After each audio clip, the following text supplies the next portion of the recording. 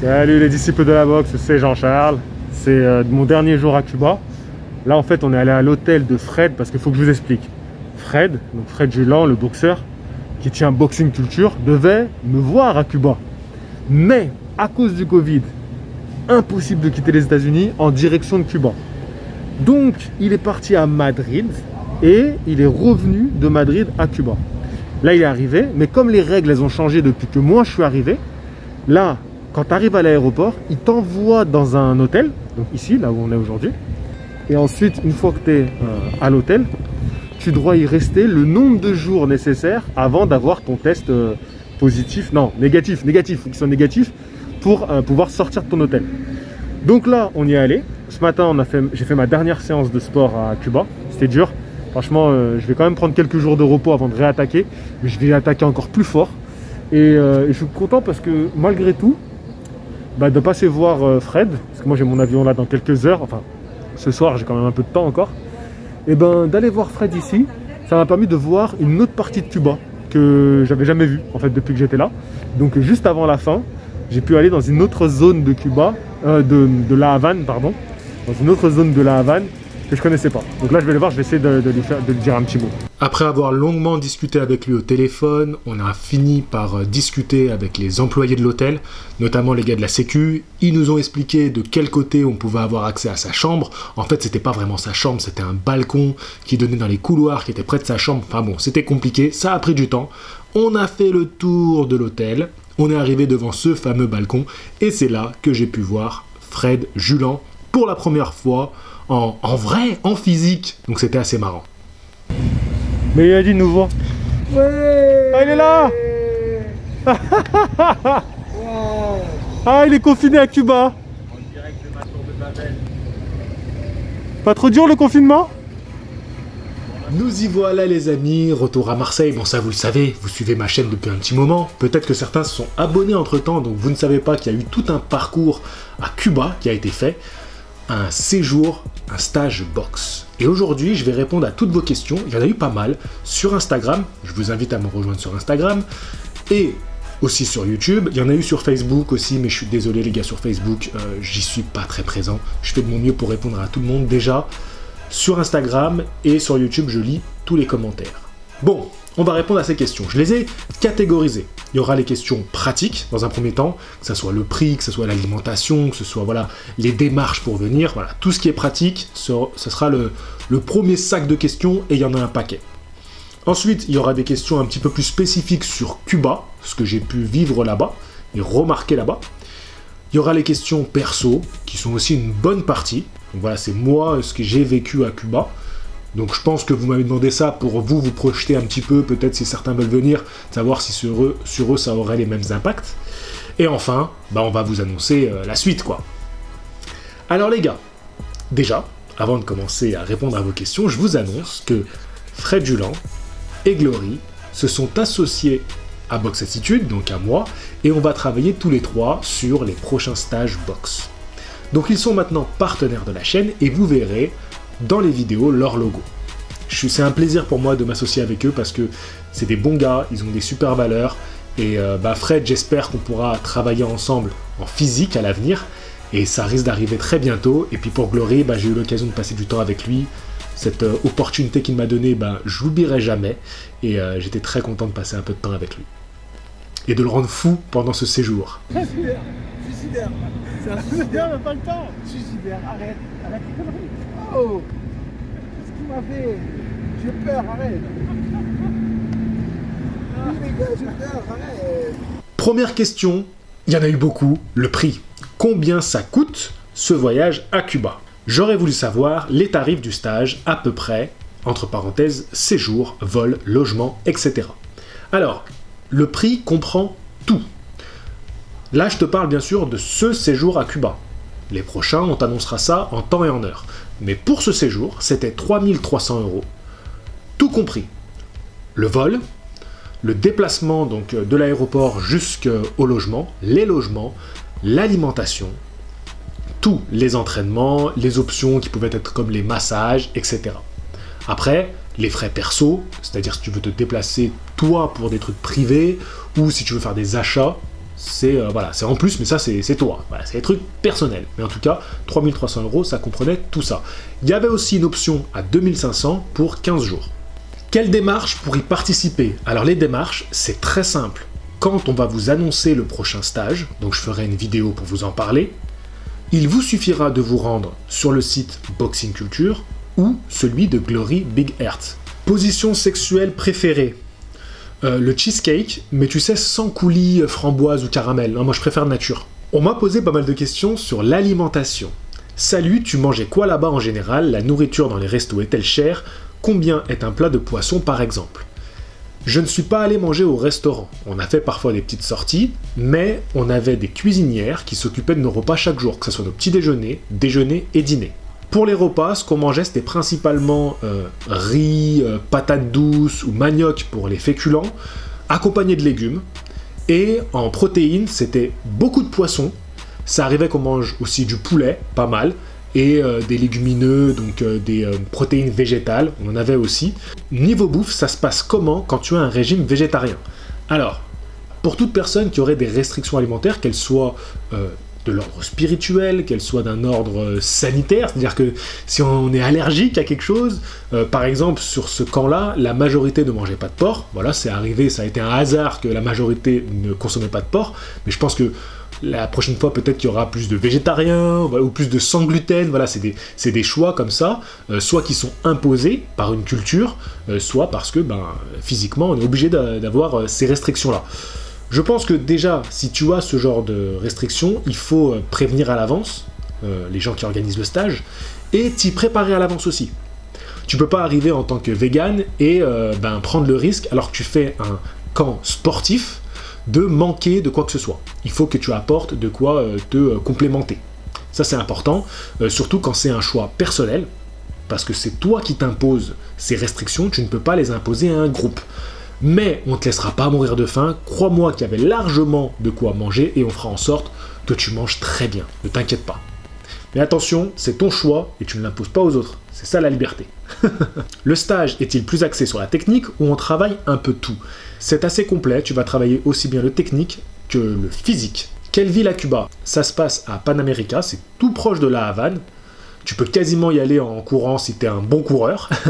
Et on est proche du stade Pan America. D'ailleurs, on est dans la ville Pan America. Donc c'est en banlieue de La Havane. Et on allait régulièrement au stade en courant. Fraté, est-ce qu'en fin de stage, on affronte Broly? Malheureusement, tu ne pourras pas affronter Broly parce que je l'ai tué. Ce n'est pas possible. La salsa chez les boxeurs cubains. Forcément, la salsa, on sent que c'est dans la culture cubaine.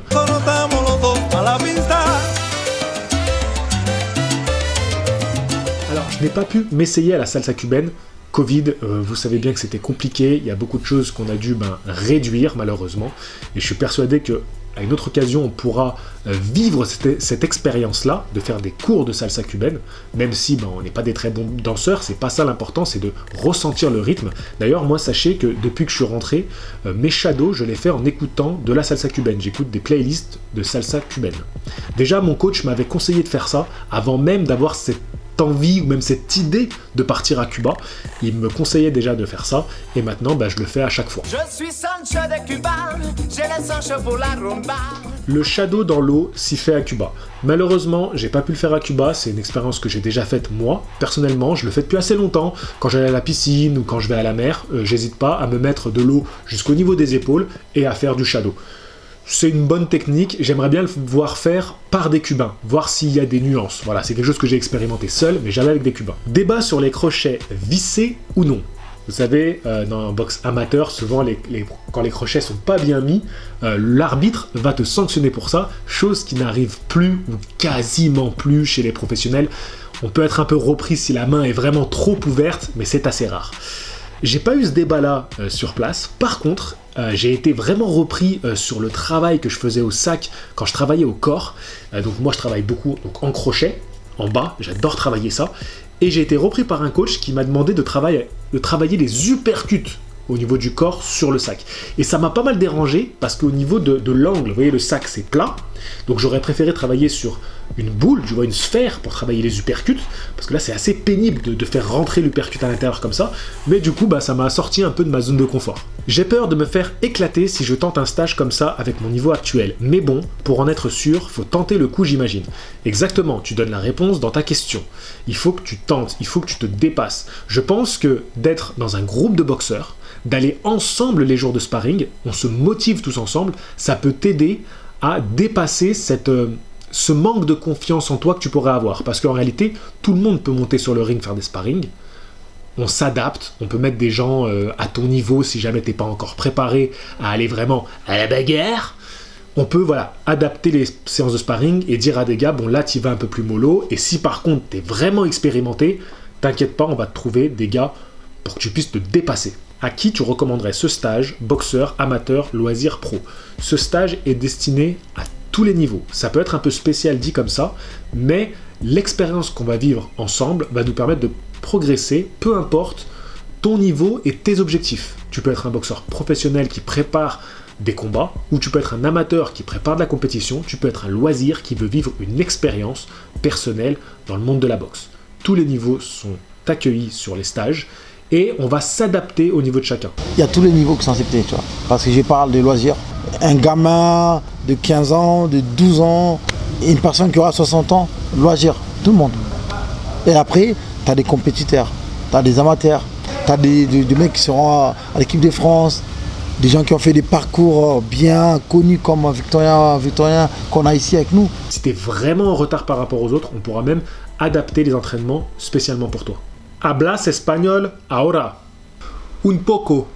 Combien d'entraînements par jour vous faisiez pendant le stage et qu'est-ce que tu as préféré, le travail technique ou la partie physique? Donc du coup, ici à Cuba, concrètement, Jean-Charles, on a déjà 2 sessions d'entraînement par jour. Et quand il y a un camp d'entraînement, on commence par s'entraîner, on vient pour souffrir. Du lundi jusqu'au samedi. On a 2 séances par jour. Tous les jours, on se lève à 4h30. Les entraînements commencent à 5h pile, 5h à 7h du matin. Il y a un break de 2h, 3h. On reprend à 10h30 par exemple. Et là, c'est la deuxième session. Et après, les après-midi, de temps en temps, on a des séances où on est relax, où il y a des cours, pour les gens qui veulent des cours particuliers, il y a moyen de mettre des coachs cubains. On vous donne les luxe, enfin, on vous donne les meilleurs entraîneurs au monde. Tu vois, on s'entraîne avec les entraîneurs olympiques. Personnellement, j'ai quand même préféré l'aspect technique parce qu'il m'a sorti de ma zone de confort, alors que le physique, je m'étais préparé à ce que ça soit dur. Y avait-il d'autres personnes originaires d'autres pays avec vous pendant le stage? Oui, il y avait une boxeuse qui venait de Pologne. As-tu ressenti une approche différente des coachs dans la manière d'enseigner la boxe, de l'aborder? Oui, il y a une vision de la posture et de la boxe qui est différente, c'est vrai, et surtout dans la manière d'enseigner.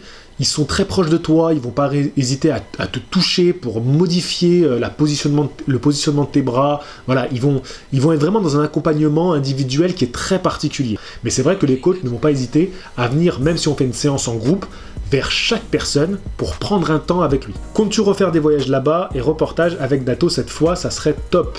Oui, on compte faire des reportages à nouveau là-bas. Voilà, je vous ai annoncé qu'ils étaient maintenant mes partenaires, donc on a beaucoup de projets, on espère cette année en refaire, et je serais ravi que Dato m'accompagne, mais je ne vais pas m'engager à sa place, c'est à lui de prendre la décision, mais je serais très heureux. Comprends-tu?